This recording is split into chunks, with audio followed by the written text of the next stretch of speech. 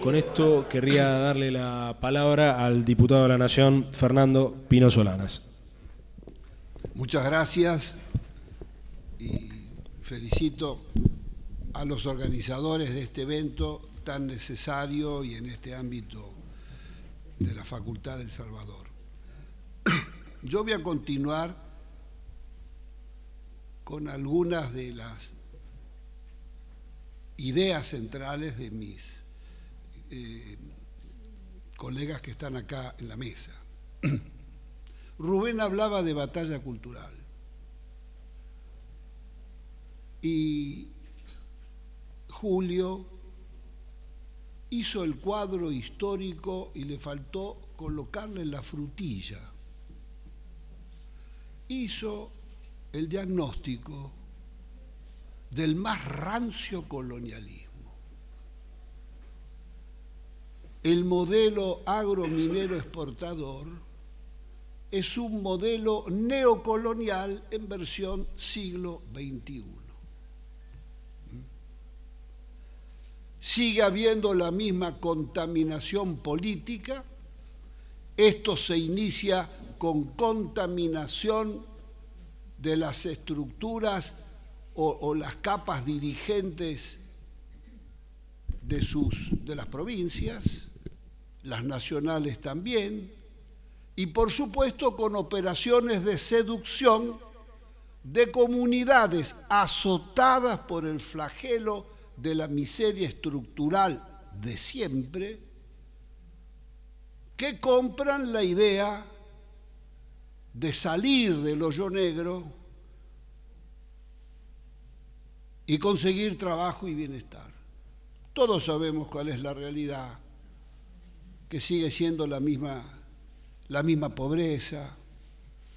Después de 15 años de bajo la lumbrera, ni se asfaltó la carretera de 90 kilómetros que une Andalgalá con Belén. Neocolonialismo puro. La Argentina de los 90 entró de plano en el modelo diseñado por el Banco Mundial. Todo esto fue un diseño impulsado por la nave insignia de las corporaciones mineras, la Barrick Gold. Necesitaba la Barrick Gold asegurarse la reforma de la legislación minera. El Banco Mundial impulsó la reforma de la legislación minera en 70 países que tenían grandes reservas de metales, de cara a la demanda de metales de las grandes potencias. Esas reformas se llevaron adelante financiadas por el Banco Mundial y son todas semejantes. En la Argentina pusieron 68 millones de dólares. Rubén, hay que saber dónde están o quién los recibió para la reforma de la legislación minera que la piloteó José Luis Gioja, presidente de la Comisión de Minería de la Cámara de Diputados, y su hermano presidía la del Senado. Y era Massas, el secretario de Minería de la Nación. Es decir, toda la banda ligada al menemato impulsó. Pero el corazón de esto, hay que decirlo, fue la reforma jurídica de Granillo Campo, que viene a convalidar el modelo de privatizaciones. Granillo Campo, secretario de Justicia de Menem, y la reforma constitucional del 94, cuyo núcleo central fue traspasar el dominio de los recursos del subsuelo a las provincias. Eso convertía a las provincias en rehenes de las corporaciones. Una a una fueron cayendo, y cuando una empresa como Bajo la Lumbrera factura al año reales por lo menos 10 veces más el presupuesto de Catamarca, son los dueños de Catamarca, y así de seguido. Y digo 10 veces más Porque tomemos una ecuación. El robo y el saqueo es descomunal. No hay control público. Esa declaración jurada de las empresas ha sido tan cómplice e hipócrita todos los gobiernos desde entonces hasta hoy que no le exigieron a las corporaciones refinar los metales en territorio argentino. Refinar los metales significaría saber cuánto sale de oro, de cobre, de plata, de molibdeno y de los otros 60 metales. Sale un barro metalífero que lleva 60 y tantos metales, entre ellos una docena más valiosos que el oro, porque son estas tierras raras, llamadas tierras raras, metales muy minoritarios y raros que se usan en las aleaciones metalíferas de las industrias de punta, la aeroespacial, la bélica, los superconductores, coltan, renio y todos estos. Entonces, esto es descomunal. Yo voy a tomar un dato. Información de Veladero. La media de Veladero es 6.000 onzas de oro al día. Pero en octubre del 2010 tuvo el récord de 11.000. El récord de una mega minera latinoamericana lo tiene Veladero en octubre del 2011. 11.000 onzas de oro. Pongamos que la media sean 7, 8.000 o 6.000. Significa 10, 11, 12 millones de dólares diarios solo de oro, que salen sin ningún control porque de Veladero salen con aviones. Esto significa al año 4.000, 4.500, 5.000 millones de dólares solo de oro. Argentina, gran importador de cobre, no ha exigido la refinación del cobre y el procesamiento del cobre en la Argentina. El saqueo colonial es descomunal. La historia, siguiendo el argumento de Julio, del capitalismo, desde la conquista española, porque esto de la minería no es nuevo. Recordemos que el gran enfrentamiento entre Facundo Quiroga y Bernardino Rivadavia eran las minas que defiende las montañas de Famatina que defiende Julio Martínez. Por supuesto, los dos tenían como socios compañías inglesas. Esta es una vieja acumulación. Hoy es muy descarada. Hoy es muy descarada y arrasa todo. Y los dueños de estos grandes complejos mineros son los mismos. Son los 4 o 5 grandes grupos de inversión, americanos e ingleses, el Barclays, la empresa del mundo de mayor facturación o de mayor volumen, en fin. Estos grupos son los dueños de la Barrick Gold, de Sistrata, de la Anglo Gold, que tiene Cerro Negro, de la Santi Gold, que tiene Cerro Vanguardia, y como si fuera poco, son copropietarios de las 5 petroleras inglesas que están operando en Malvinas. Cuando la presidenta se pone el traje cruzado cual Juana de Arco para enfrentar a las hordas inglesas y desembarca en New York en el Comité de Colonización, de Descolonización de las Naciones Unidas, para denunciar al colonialismo británico y tratar de vencerlo ante la opinión pública con políticas de seducción al más viejo y sanguinario de los colonialismos vivientes. Semejante infantilada, nada ingenua, porque en paralelo, en esos mismos días, sus 2 ministros, Julio De Vido y Jorge Mayoral, secretario, negociaban con Peter Mank, el presidente de la Barrick, la puesta en marcha del escandaloso yacimiento de Pascualama, el mayor yacimiento aurífero del mundo. Y ese es un tema gravísimo que le toca también al Parlamento argentino, porque hay que bajar el convenio de complementación argentino-chileno que no tiene antecedentes en el mundo y que es uno de los hechos más ignominiosos que haya firmado Carlos Menem, fin del año 97, con Eduardo Frei. Crearon un territorio, tercer territorio soberano, de 200 kilómetros de ancho, 100 a cada lado de la frontera, donde para ser entregado a las corporaciones mineras, donde han construido estados dentro de este territorio.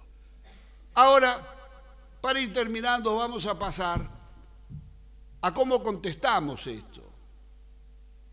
Retomemos la idea de la batalla cultural. Esto se transforma. Batalla cultural para encender la mecha de millones de argentinos. No es cierto esta idea predominante en nuestra sociedad resignada que ha mordido bien la cultura de la derrota. Che, no se puede cambiar, esto es imposible, ¿cómo lo hacemos? Acá hay 8 provincias, y bravo por Fabiana, 8 provincias, 7 o 8 porque 7 ahora porque Río Negro, Soria, uno de sus actos finales. Pero fue la movilización de las poblaciones mineras las que descubrieron la mentira, las que descubrieron las enfermedades raras, las que descubrieron los daños en la agricultura y en los animales, que se pusieron de pie. Y se pusieron de pie por una causa noble. No se pusieron de pie por la ecuación económica. Se pusieron de pie en defensa del agua, que es decir, en defensa de la naturaleza y la vida como bien supremo, como paradigma que debe reinar en el cielo de nuestras propuestas. La defensa del agua, el aire, la naturaleza. Por eso, el no rotundo a la megaminería o minería de guerra, en la base de donde están los glaciales, que es el nacimiento de las cuencas hídricas y lo que luego en la llanura va a alimentar los misteriosos sistemas hídricos subterráneos con humedales, con acuíferos, etcétera, etcétera. Estamos en la tragedia del cambio climático. Lo que decía Giustiniani, de lo patético que fue Río +20. Esto es gravísimo porque estamos ante una dirigencia mundial que no solamente no lo asume, sino que está motorizando la otra parte. El rol de la dirigencia argentina es grave. Es grave que estos temas todavía no penetren a fondo en los partidos políticos, pero la batalla cultural y la acción de las asambleas y de las organizaciones sociales les ha realizado un corte transversal, porque en esta sala hay representantes de varios espacios políticos, y son muchos, que coincidimos, y esa coincidencia hizo que voto a voto se fuera ganando la ley, la reposición de la ley de los glaciales en el Senado. Por eso, cuando uno ve el triunfo en esa comunidad perdida de Loncopué, de 7.000 habitantes, que dice, basta, no queremos saber nada con ningún desembarco ni chino ni de cualquiera. Entonces, acá se demuestra que se puede, pero la batalla es cultural. La batalla es cultural, la batalla es informar de la realidad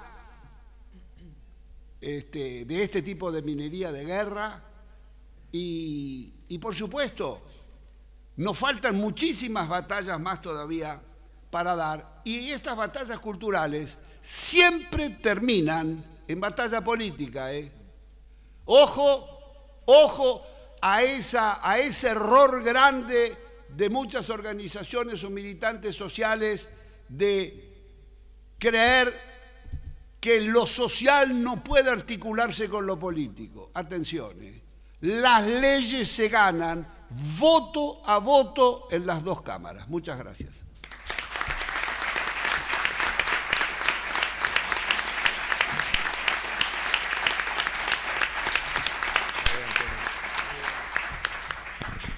Muchas gracias, Pino. Damos lugar entonces a la última intervención de este panel, después de la cual vamos a dejar algún espacio para preguntas. Así que le damos la palabra a la gobernadora de la provincia de Tierra del Fuego, Antártida e Islas del Atlántico Sur, Fabiana Ríos. Muchas gracias. Muchas gracias a los organizadores de esta mesa de debate por haber considerado que la presencia de Tierra del Fuego en mi persona podía aportar, si no alguna mirada, por lo menos alguna experiencia en relación a lo que fue para nosotros la Ley de Presupuestos Mínimos de Protección de Glaciares, y agradecer sobre todo a las personalidades con las que comparto el panel y a las personalidades que se encuentran también en el auditorio, digo, por su compromiso, por su historia, y porque con algunos de ellos, como en el caso de Marta, me tocó compartir en el Congreso de la Nación, en el mismo bloque, mientras Marta impulsaba tanto la Ley de Bosques como la Ley de Glaciares desde la Comisión de Recursos Naturales. A mí me tocaba la representación del bloque en una comisión de minería que durante 4 años se esmeró por llevar adelante todos los proyectos de declaración que llegaran a esa comisión, pero que sistemáticamente no trató un solo proyecto de ley que tuviese que ver con la protección de los recursos en cada una de las provincias. También nos tocó en esos momentos recorrer distintas comunidades que estaban siendo sometidas a estas grandes empresas mineras de las que aquí se ha hablado, pero yo quiero volver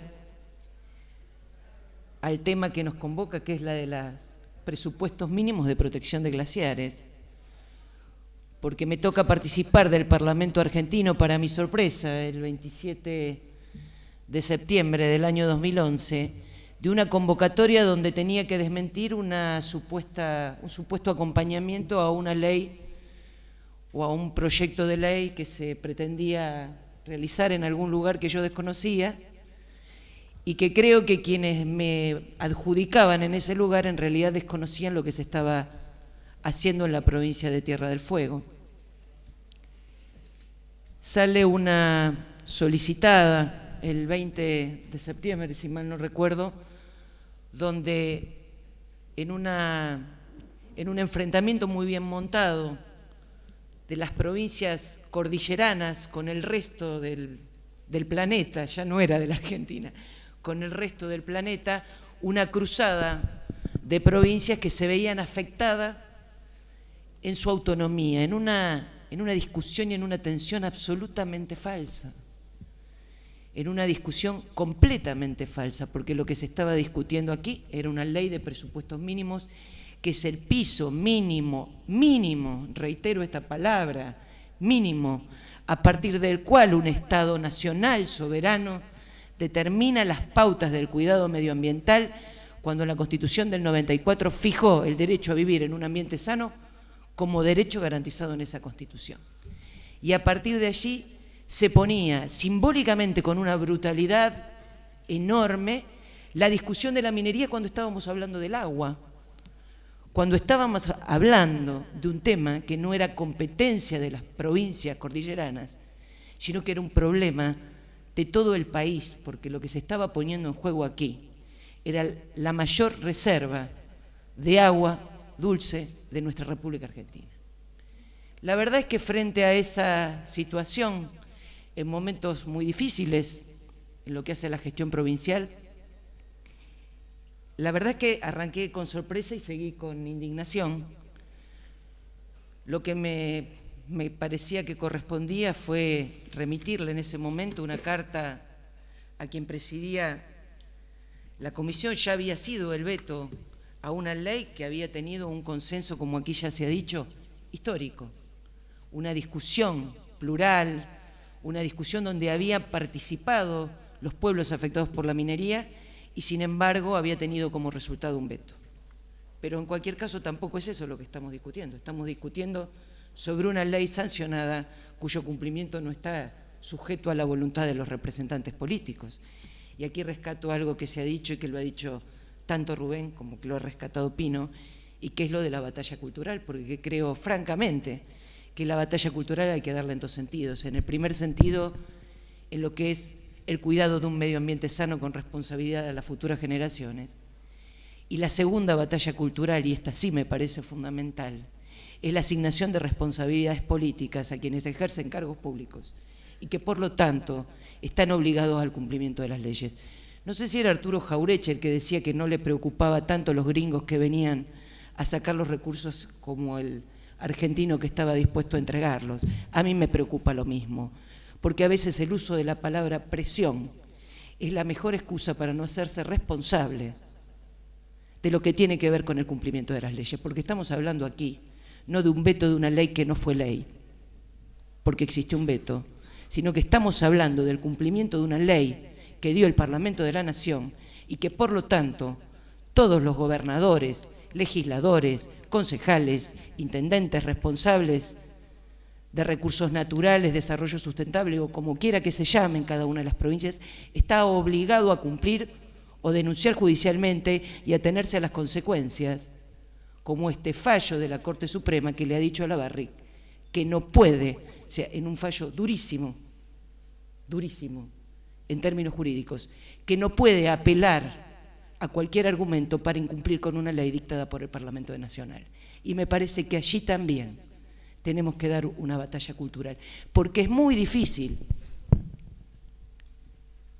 que cada uno de los ciudadanos de esta república pueda ir a pedirle cuenta a una multinacional, pero sí se la puede ir a pedir al concejal de su pueblo, al intendente que no escucha a los reclamos y a las organizaciones sociales, o al gobernador o a los legisladores que incumplen con una normativa que tiene carácter de ley y por tanto no está sujeta a la voluntad, sino que es obligación del funcionario darle cumplimiento. Y la verdad es que me parece que lo que se mantuvo aquí fue una tensión, una falsa tensión entre las autonomías provinciales y los presupuestos mínimos. Esos presupuestos mínimos que debían ser complementados por legislación provincial. Por lo tanto, digamos, creo que francamente desde la provincia no hicimos más que dar cumplimiento a una ley que no militamos, porque la habíamos militado de antes. ¿Y por qué digo esto? Tengo el honor de que aquí me acompañe quien fue mi secretario de Desarrollo Sustentable y Ambiente durante mi primera gestión. Y la verdad es que la Secretaría de Desarrollo Sustentable y Ambiente no se llamaba así en Tierra del Fuego, se llamaba Subsecretaría de Recursos Naturales, y esto era todo una confesión de partes. A esa subsecretaría le dimos carácter de Secretaría de Estado, con una dependencia directa de la Gobernación y con la responsabilidad de articular con todas las áreas del gobierno. Y a partir de ese momento iniciamos en Tierra del Fuego un relevamiento y un inventario de glaciares con un equipo de especialistas, con el aporte del CONICET, del CADIC, de programas de la UNESCO financiados por el Programa de Naciones Unidas para el Medio Ambiente. Un proyecto, formamos parte de una experiencia de un proyecto hidrológico internacional con un balance de masas glaciares y presentamos por iniciativa del Poder Ejecutivo Provincial, entendiendo como principios del desarrollo sustentable, el principio, y llevando adelante el principio precautorio, el principio del desarrollo sustentable, el principio de la responsabilidad transgeneracional, un proyecto de ley de prohibición de minería a cielo abierto y de prohibición de uso de sustancias tóxicas en lo que tenía que ver con el agua.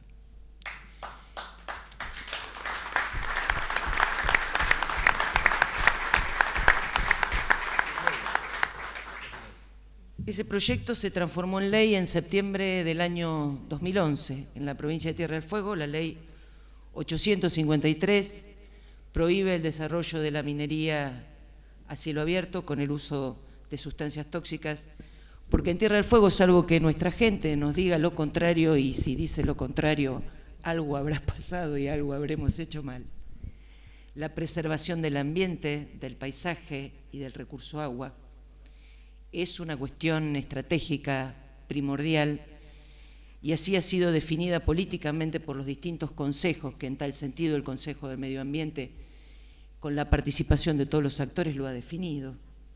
Y por lo tanto cualquier discusión en contrario deberá darse en el mismo sentido. La verdad es que, siendo diputada nacional, tuve la posibilidad también de analizar algunas cosas que aquí se han dicho y que tienen que ver cómo actores con nombre y apellido fueron dictando las normas y estableciendo todos los marcos que le dieron a la actividad minera la mayor estabilidad en cuanto a actividades económicas en relación a la estabilidad de sus inversiones, de sus ganancias, de sus dividendos y sobre todo cómo fueron estableciendo los acuerdos hacia el interior de las provincias y por lo tanto esta ley de preservación y de presupuestos mínimos de los glaciares venía de algún modo a desnudar cómo durante años se habían ido llevando adelante esos acuerdos, permitiendo la explotación irracional de los recursos y dejando no solo a las poblaciones empobrecidas y sin trabajo, sino además absolutamente decepcionadas de dirigentes políticos que sin escucharlos, solo escuchaban a esos sectores concentrados de la economía que venían y cambiaban, y esto lo pudimos ver con Marta cuando fuimos a Río Negro, que cambiaban y prometían en los pueblos tomógrafos computados o alguna ambulancia a cambio de hacerse amigos de los pueblos en esa estrategia de seducción que aquí fue planteada. Y la otra cuestión que quería decir, siempre es más fácil crecer que desarrollarse, y es bien distinto crecer a desarrollarse. En Argentina tenemos una historia de desarrollo agrícola, de desarrollo industrial, pero el desarrollo minero en grandes escalas tiene en Argentina una historia breve y una historia que se construye con un relato.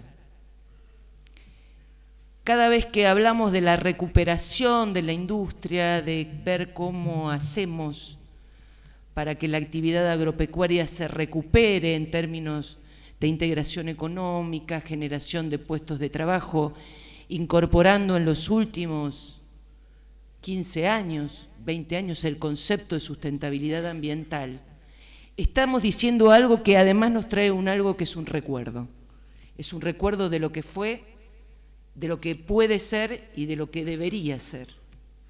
Y me parece que con el tema minero, Argentina no comparte con el resto de países de América Latina una historia de explotación minera en alta escala, que sí comparte a partir de los 90.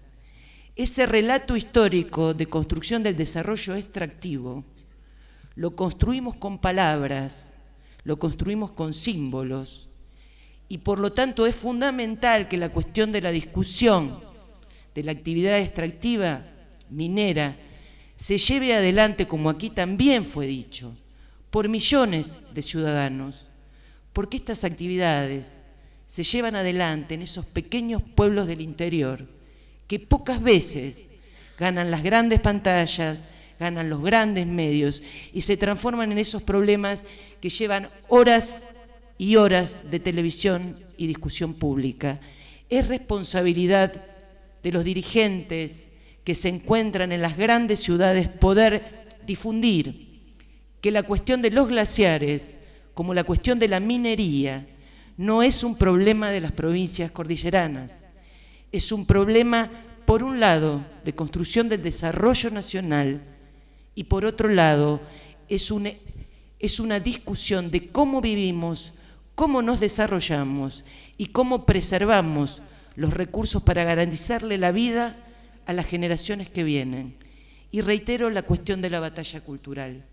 Creo que seguir apelando a las presiones que se ejercen sobre el poder es un modo de minimizar las responsabilidades públicas que como adultos y como dirigentes políticos tenemos quienes tenemos la obligación de, en el cargo que nos toca ocupar y que la comunidad nos ha honrado para ocuparlos, dar cumplimiento obligatorio a las normas que son leyes de la nación.